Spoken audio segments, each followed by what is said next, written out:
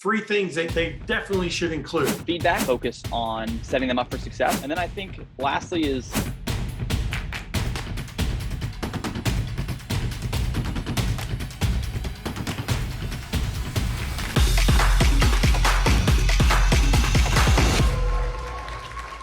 Hey everybody, welcome back to the 10X Candidate Experience Show. This is Jeff Weidner, and I have got Colin Labeau. I'm sorry, Labeau, right? Labeau. Yeah, you got it. Oh, not blue, right? Keep on messing up the French there. I took 5 years of French and could only say, "Where's the bathroom?" And that's about it. I'm in the same spot. No problem, man. He is the president of FoxHire, which is an employer of record company. Colin, thank you for showing up on the 10X Candidate Experience Show. No problem. Yeah, excited to be here. Appreciate it. So for listeners that don't know what an employer of record is, why don't you just give me a quick snippet of what that is? Sure. Yeah. An employer of record service typically supports staffing and recruiting agencies as their back office, becoming the legal W-2 employer of their contract and temporary workers that might be placed at any type of client that they work with. We in particular support healthcare, education, tech, any office roles. But there's EORs for particular industries as well. So, we handle the payroll funding, payroll administration, insurance benefits, timesheets, all the back office stuff so that the recruiters can focus on finding candidates and clients. Okay. So when we were talking about topics for this, I think we came up with a pretty interesting topic is that obviously this is the 10X Candidate Experience Show where we always talk about candidate experiences, but it kind of came to us that maybe different kinds of job titles or different kinds of candidates would be deserving of a different candidate experience. Why don't you take a few seconds to talk about that? Yeah, here at FoxHire, we are hiring pretty aggressively right now for a number of different roles, from tech to HR to sales. And I think sales is a good example where there's different things that need to happen on the throughout the experience to not only gauge the talent of the individual, but also I believe that they're interviewing us as much as we're interviewing them. So giving them the opportunity based on their role to ask the right questions and experience what it would be like to be an employee of FoxHire throughout the process as well. And obviously the employee experience is going to be different also, right? Just Right. makes sense. You're in different departments, different hiring managers. You want every candidate to go through that white glove experience, if you will. But how do you bring your sales representatives through a particular process? Yeah, so we have a pretty standardized process for recruiting salespeople, starting with the first interview all the way through the last interview. And typically we have a 3-interview process for that. And the main things that we're trying to figure out there, and the reason why we go through this process is to figure out if they have the traits that we are looking for. And skills and traits are different, but we're looking for specific traits. So those 3 interviews, each one is geared towards identifying those individual traits. So that first one is that first interview, right? They say, "Hey, I'm interested in the role." We reach out and we schedule a first call. That's to see if they're a fit for the organization, right? Like, are they going to fit within our culture? Do they care about the same things we care about? From a sales perspective, from a business perspective, can I sit next to this person for years at a time, right? And feel, hey, we're going to work together well, right? And we're going to see some other things too, but basically it's a fit conversation. The next one is behavior, and that's the second interview. Can I see that they have the traits that we want? Can I see it as I interact them, or have they done or used those skills before, right? Tell me about a time when you did this, or if you were faced with this situation, how might you react? Questions like that, right?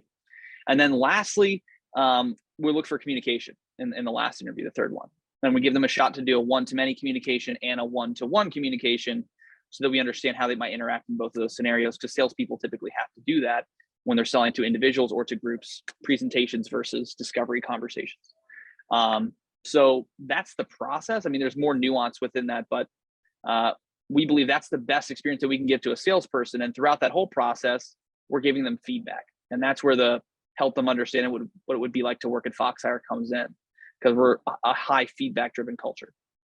So who performs those first, second, and third interviews? Yeah, good question. So we typically have our HR team perform the first one, and then our director of sales joins the HR team on the second and third.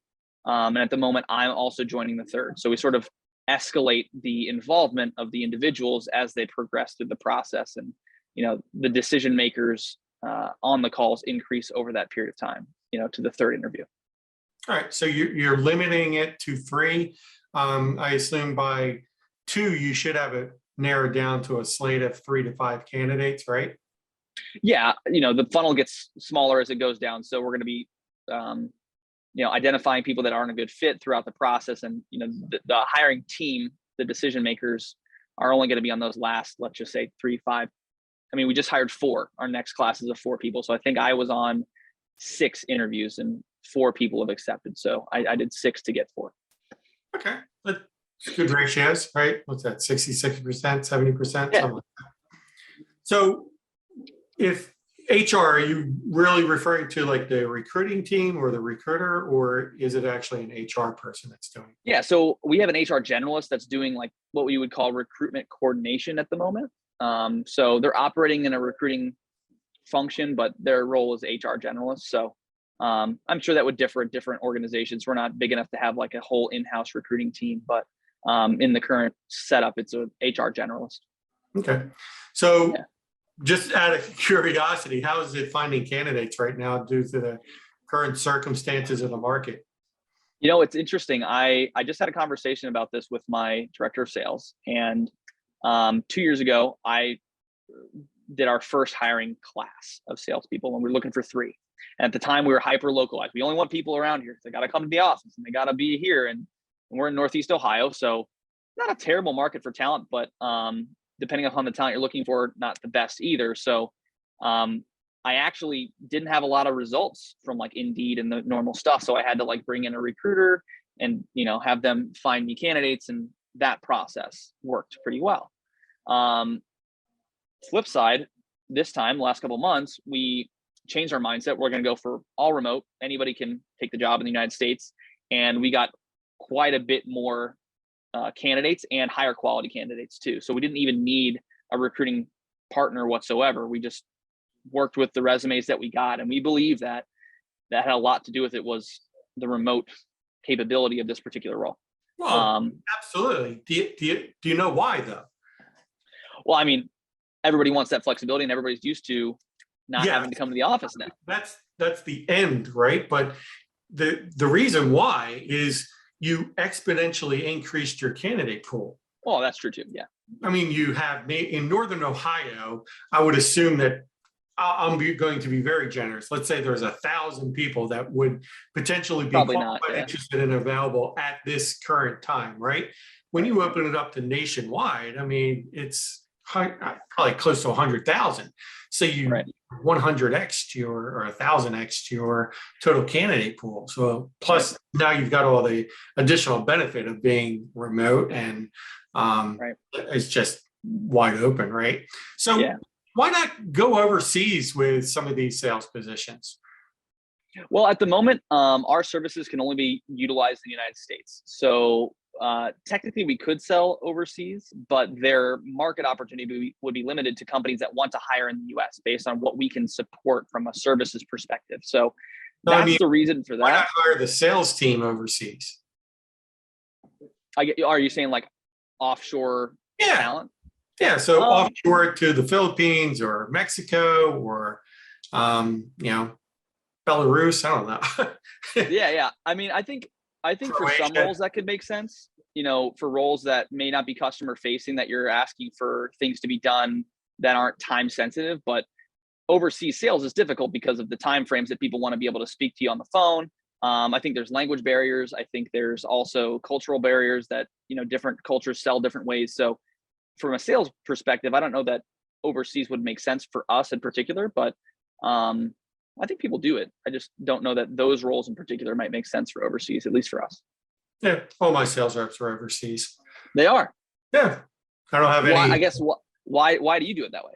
Mostly because of cost, right? A US-based sales representative is going to cost me 10 to 15x what I pay one of my reps down in, Mexico or Philippines or like that. So, and Yeah. speak perfect English. You probably never even know they spoke Spanish or Tagalog or Visayan. So, Cool. yeah, works for me. Not I every love company is the same. I'm a lot smaller than you guys are now. it. Yeah, well, So, maybe we'll have to try that one time. yeah. So tell me a little bit more about your candidate experience. You got those 3 interviews. You know, who can say no to a candidate, right? So who has veto power, if you will?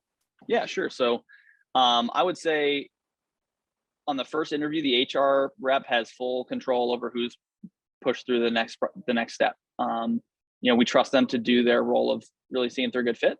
As we escalate throughout the process, the people that get involved, they all have power to voice their opinion, but I would say the top person in that regard is going to be the director of sales, really. And the question becomes, once the director of sales gets involved, it's like, do you want this person on your team? Yeah. Like, it comes down to, like, if, you know, even if I wanted that person as the president, if my director of sales doesn't want that person on their team for whatever reason, they don't feel they're a good fit, or they didn't see the skills that I saw, I want that person bought in. So that being the case, it really comes down to the director of sales saying yes or no to that question. So are they, is the candidate, if they get rejected, because obviously, you know, you have probably 100 candidates who apply to this job and you're only hiring 4 or 5 at a time, right? Are they getting a rejection email? What kind of timing are you sending those out? Yeah. So whether it's good news or bad news, we always want to give a call to our candidates and say, hey, here's what our decision is, and here's the feedback that we have for you. So they're going to get a call typically within 24 hours. We try to do it as, you know, same day. And that's our goal, especially for the ones that we're interviewing in person or over Zoom. And they'll leave the call even before we give them a decision with the feedback, typically, like, here's what you did well, here's your opportunities. Whether or not they get an offer doesn't matter. We always are going to give that feedback because we want them to leave with something from the process.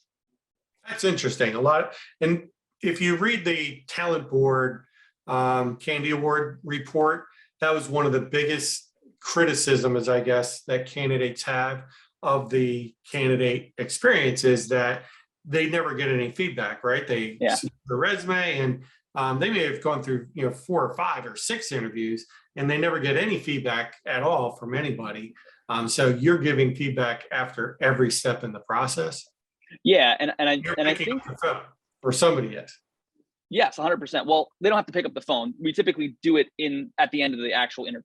So we think for 2 reasons. One of the main things we look for in salespeople is coachability. So if they're going to proceed in the process, we want to know if they can take the feedback we gave them on interview 1, 2, and implement that on interview 2 and 3 throughout the process, right? So that's one of the reasons we're giving feedback. But also, I believe that it's going to help them understand what it looks like to work at FoxHire, because we're a feedback-driven culture. So I'm going to give them feedback throughout the process for their benefit, but also for our benefit, because I want them to understand our culture, which I think is one of our biggest assets. And I think that gets a lot of people that look at FoxHire, which not a lot of people know what that company FoxHire is. Who is that, right? They're getting offers from all these Microsoft, Oracle, salespeople like that, but they go through the process like, wow, I actually really like that process. I think I want to work there because I love that cultural feel that I got. So those are 2 main reasons. But I think I'll also, just number 3 is respect that person who spent time with you. Give them at least feedback on why they got it or didn't get it. Interesting. So right at the end of the Zoom call or the phone call, you're giving that candidate immediate feedback, some, you know, learning lessons, if you will, on how to improve for the next one. Do you schedule the interviews for the next, you know, schedule number 2 right immediately? Yes and no. It depends on who's on the call. So we'll try to, but sometimes we'll say, hey, we'll get our HR person to reach out and schedule the next one if we have to. But I would say 50-50 that we get it scheduled the next time right there on the phone if we want to proceed. Are you getting any kind of candidate feedback? Have you done any kind of surveys to let them, you know, give you feedback? Hey, I love this process. It was actually great. Or are you just polling the people that you've already hired? And of course, they're going to be happy because they got a good job. Yeah, I mean, I think I don't have anything statistical. I think anecdotally, I'm getting that feedback here and there about that was, you know, really great. I really appreciate the feedback. You even for people that we've said no to in AE roles, or even I did a search for director of sales recently, and the person I gave a no to was really appreciative of the fact that we're giving feedback. And I did the no over a Zoom call like this, where it wasn't just like an email or even just a short phone call. I gave them the opportunity to understand why. Anecdotally, we're getting good feedback, but I don't have anything that's like a report or a survey that confirms that. So I'm wondering, because you're doing that rejection right over the phone or the Zoom that you're actually on right now, how do you have time to confer with your colleagues about, best fit and, candidate A is better than candidate B, do that kind of comparison without the candidate hearing it? No, yeah, I think maybe I'm not clear. We don't give the offer on that Zoom. We do give feedback though. Hey, here's what you did really well. Here's what you have opportunities to get better at. We typically call afterwards and say, or set up a Zoom call afterwards and say yes or no to that individual. And, typically people that are like first interview, second interview, we may not do a Zoom just a call, but people that went to the third interview, a lot of times will say, hey, like, let's set up a call and talk about our decision. And here's yay or nay, why. But we don't say yes or no on the Zoom call that is the final interview. We do at the end of that call, that person leaves and we do the conferring and, hey, is this a good fit or not? Okay. So it's actually, instead of 3 calls, it's actually, I guess the most would be 6, but it is probably a series of either 2, 3, 4, or 5 calls leading to a 6th final interview. Yeah, I guess formal interviews would be 3, but then there's also other calls in the process to get calls and things like through that. yeah. Je comprends. I understand now. Sink it in. So how would that differ from your experience that candidates would go through, let's say on a technical side, or even an accountant or something like that? Yeah, I think technical is a really good example. We've hired a couple different devs recently, developers, as we are a software company. That's part of the solution we deliver to our recruiting agencies that work with us. And there's just different things that need to happen throughout that process for us to gauge the skills of an individual. So same thing, we're giving feedback throughout the process, but they're having to do like technical tests and show us their code and things of that nature that just salespeople wouldn't even make sense to do. But it's typically a similar amount of interviews, 3 to 4 typically with the developers. And they do go through like, show us your code, show us, do this type of project as an example, that type of stuff. Okay. So is there any difference in the feedback that you're giving those? No, I think everybody on our leadership team, we call it our leadership operating system, is coached to give feedback in the same way. And that way is always give feedback throughout the interview process after each interview. Start with what they did well and then deliver opportunities. Give them 1 of each, maximum 2. Don't give them like 10 things to work on. And do that throughout the process so that everybody feels like they got a fair shot at the role, and also can leave with something valuable for themselves to work on in the future, even if they don't work with FoxHire. So you just alluded to something. You actually have a leadership coaching program that I assume is putting them through how to interview, making sure that their interviews are consistent, things like that, correct? Yeah, we call it our leadership operating system. Interviewing is part of that, but it's just really the culture that we want to drive within FoxHire, and interviewing is part of it, but also there's other things like prioritization and how we handle projects, and developing of internal talent, and our pillars of culture pillars and things like that. So is this a speaking specifically to the recruiting side of that? Is that something you built out internally, the process, or from feedback at other places you've worked? How did you develop this? Yeah, I mean, I got to work at a really amazing place that focused on similar things in the past, which was Gartner. It's an IT research firm. They're well known to be one of the best places to work. And throughout my role there as a sales leader, I was exposed to and brought in on the recruitment process. So certainly was able to take some stuff from there that I've used at FoxHire. But as far as the leadership operating system as it is today within FoxHire, it's just a lot of what we believe we want to do as a company, and how we want to portray ourselves, and executing that. Some of that is from Gartner, but a lot of it is from just who we are as people and what we want to do as a company, separate from influence of other roles that I've had.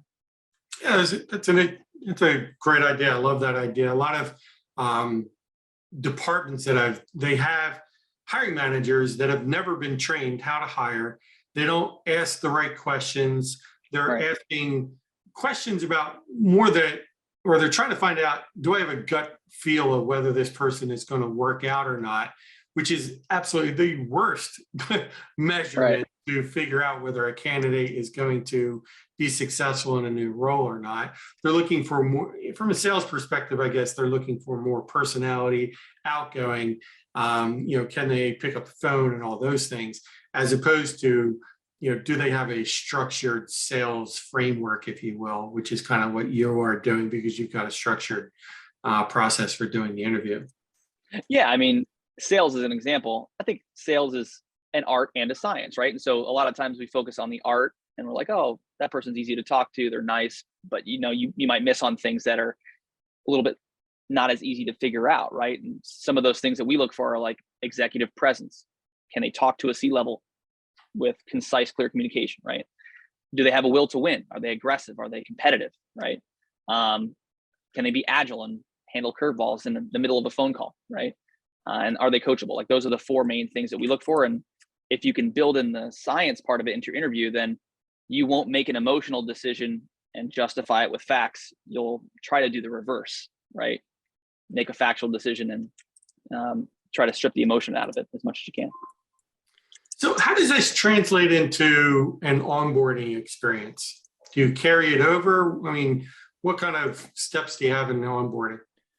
Yeah, I think the biggest carryover is the feedback process, right? Like we're a feedback driven culture. So throughout their onboarding, they go through a 2 to 3 week training program as a salesperson at FoxHire where they get to learn about the product. They go through and do a bunch of role plays on a discovery call, like that first call with the buyer. And then they do another week of role plays with a demo process, right? Of how they would demo the product. And that all bleeds together in a 3 week process. And throughout that process, they get coached and they get that feedback that they would have gotten in the interview throughout that training process. And then from there, we leverage as a part of our leadership operating system, the idea of show, share, observe, right? Show that person how to do it, share in that experience as they onboard over the next month, 2 months, and then observe them as they're maybe 3 months, 5 months in, and give them coaching throughout. So that month 7 through 12, when they really hit their stride, you can let them, be fully autonomous and not need a person on the call shadowing or things like that.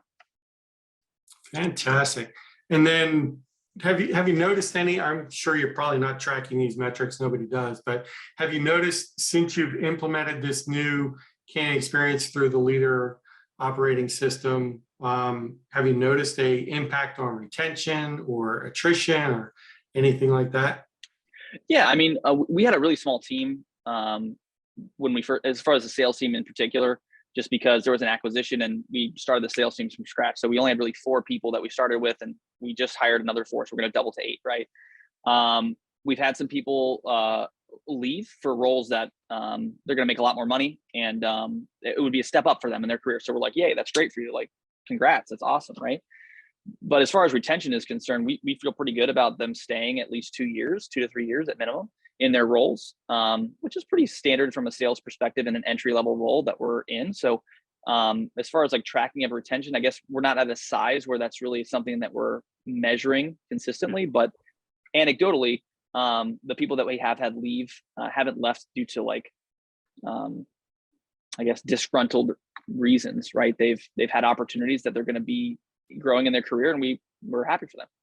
Good. Fantastic. Anything to add on the whole candidate experience part? What am I missing? Yeah, I think for us, the last thing I would say that we really haven't talked about is just a lot of people go through the interview process trying to identify the problems that this person might have as to why they shouldn't be a fit, which I think is important. You want to qualify people out, but I also think one of the things that I focus on is setting them up for success. Like, I want them to have the best opportunity to showcase their skills so that we can make the best decision on if they're a good fit. I don't want to try to like ask them trick questions or like, uncover this big problem that they might have and as to why they might not be a good fit or position them to not be able to be successful. So I want to set them up for success. And a lot of our interview process does that so that they can really feel good about each step in throughout that process, if that makes sense. Something just popped in my mind, but candidates canceling, rescheduling, ghosting recruiters has been a Yeah. huge problem over the last, forever, but more so ever since the start of the pandemic. Have you guys noticed anything, or have you put in any steps to kind of help out with the candidate ghosting or just canceling and rescheduling appointments? Yeah, I mean, I think we experienced that too, especially early on in the process, where it's like we set up a first interview. Maybe they come to like, yeah, we're interested, and then they don't feel the need to say, hey, I got an offer, or I'm not interested anymore, or whatever. So we experienced that, but I think later down the interview process, into the second and third for us, we're asking those trial close questions, like how many other offers do you have? Are you looking at other roles? If we were to make an offer to you, would you accept? Right, like things of that nature, so that they feel like we have skin in the game, and there's that level of respect where even if we don't mutually agree to work with each other, they'll at least say why, and that's all we can ask for. So during your whole interview process, the 3 interview steps or 4 for the tech roles, are you providing them any information about your employer brand, your mission, your vision, your culture, your DEI, anything around that? Yeah, so a lot of that's in the job posting. So we put the full salary, we put our everything about our company in there for sure. But then obviously, not everybody reads that full thing. So first 15 minutes of that first call with a potential candidate, we're asking them a lot of questions about themselves. But then the last 15 minutes, we give them full, hey, you're interviewing us. What is it that you want to know about FoxHire? And we'll get into a lot of that stuff depending upon what questions they ask, right? Who we are, what we stand for, what the culture's like, stuff like that. So they get that shot in the first interview to feel out for themselves too. Like, is this a fit for me? I'll make one correction. Nobody reads that thing. Yeah, you're probably right. Nobody reads it. Well, I think that they look at the salary. I think salespeople look at the salary, which I think is actually good. We put the full salary in there. Salary comp, that's what people are really interested in. Yeah. They want to know 4 things. A, where's it located? B, how much money is it? C, can I do the job, and do I want to do the job? Those are typically the 4 criteria before anybody will get on the phone with you, right? So sometimes they'll put those first 2 off until they can get the information. But right. From a candidate perspective, it's great that you're putting that. So was there a big discussion internally about putting your salaries on your job descriptions? It wasn't a big discussion. When I came in, I don't know that we were doing it. And so I was like, well, we should do that. I think that makes sense. I was like, yeah, why don't we do that now? And that was it. No pushback at all. Geez. No, most corporations right now, this is a big internal struggle between legal and compliance and HR and everybody else. Is recruiters fully feel that, hey, we should be fully transparent in our, and then they'll to kind of cover their butts, they'll give these huge ranges. Base salary of $50,000 to $180,000. Come on, give me a break. Yeah. No, yeah, we standardize everything in-house as far as salaries are concerned, so that we can't misstep in that regard, especially for the salespeople. So we have no problem with saying, here's how much you're going to make, and this is the base, and this is the commission range on target if you hit your number, which I think is fair. I mean, I don't want people that want to make way over our salary interviewing, because then it's a waste of time. Yeah. So what do you do with people that are, let's say their current base is 10, 20 grand above, or 5 or 10% above? Yeah. I mean, it is what it is. Here's what we do. Here's what we can offer, right? Like, if you want to work for us and you really feel like it's a good fit for you, because it's an entry-level role, those percentages are small dollars, $5,000, $10,000 maximum differences, which sure, they can be a lot, but if you're a good fit for us and you really want to work for us, and we want you to work for us too, that small difference in our minds may be worth it to come work for a company that has the culture we have and has the earning potential and the growth potential. Interesting. Fantastic. Yeah. All right. 3 things that, if you're going to be starting a candidate experience program, if you will, 3 things that they definitely should include. Definitely should include feedback.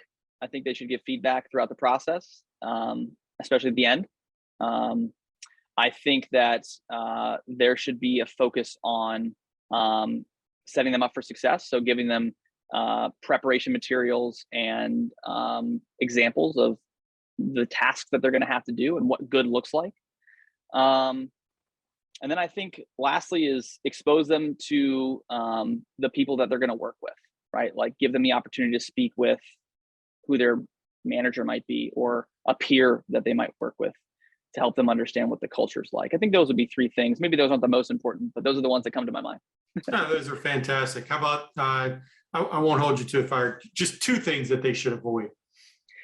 Two things that they should avoid. I think that they should avoid setting the wrong expectations of the role, whether that be from a comp perspective, whether that be from a daily, what a day in the life looks like. I think that coincides with talking to a peer, right? Like don't oversell what you're recruiting for. And then I also think that they should avoid, that last piece we talked about, which is trying to overextend themselves for candidates that they really, really want, but don't fit the comp structure that they need. Because at the end of the day, the retention of those people typically isn't so great. Yeah, I would agree. Awesome, man. Yeah. Any last thoughts here? No, man, I appreciate you reaching out to me, man. It was a good conversation. I hope this was helpful to somebody that listened. Fantastic. Colin, thank you so much for coming on the 10X Candidate Experience Show. Everybody, I'm going to put links down below, just in the description, like always. And if you have any questions, reach right out to Colin. Thanks a lot, everybody.